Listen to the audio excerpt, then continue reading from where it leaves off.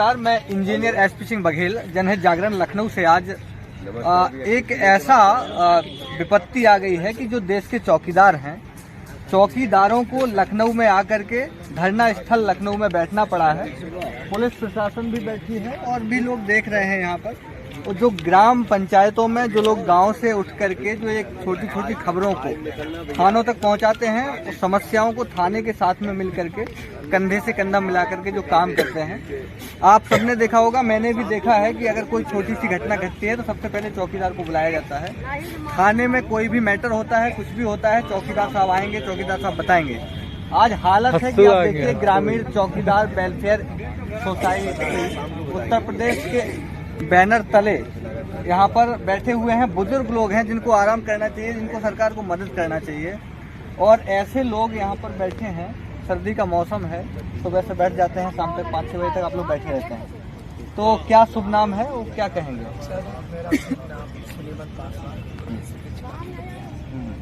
बागी बलिया, मतलब बलिया एक ऐसा नाम है बलिया कि सबसे पहले अगर स्वतंत्रता कहीं मिली थी देश में तो वो बलिया में मिली थी।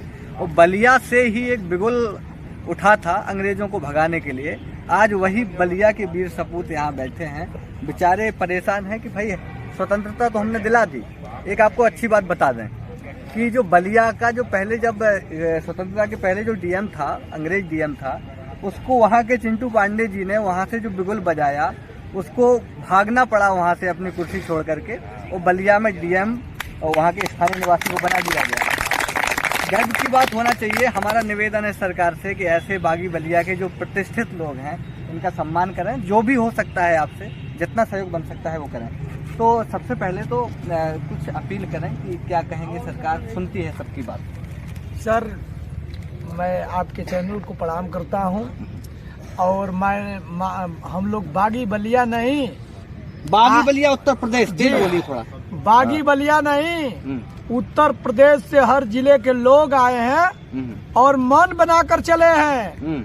इको गार्डन में 17/11/2022 से लगातार संघर्ष करने का हम लोग काम किए हैं, और इस बार ये मन बनाकर चले हैं। निवेदन हम लोग कर रहे हैं माननीय मुख्यमंत्री जी से।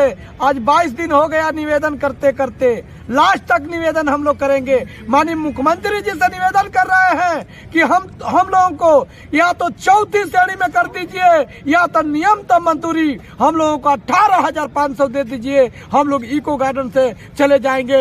नहीं तो अगर इस तरह का आप नहीं करते हैं तो इको गार्डन के धरती पर जान भी देना पड़े तो बागी बलिया नहीं, पूरे प्रदेश के लोग, हम लोग ही यहाँ जान देने के लिए भी तैयार हैं। लोग आए हैं, सारे जिलों से लोग आए हैं। तो आखिर आप लोगों की जो मांगे हैं ये कब से चल रही हैं, और सरकार के द्वारा कोई ऐसा आश्वासन आपको मिलता है जिससे आप लोग संतुष्ट हों? सर, ये मांगे पूरे प्रदेश में हम लोग लगातार कई वर्षों से मांगना, हम लोग के बाप दादा भी मांगे, और 2017 में मांगा गया, 15 में मांगा गया, 12 में मांगा गया। सरकार से हम लोग निवेदन करते रहे।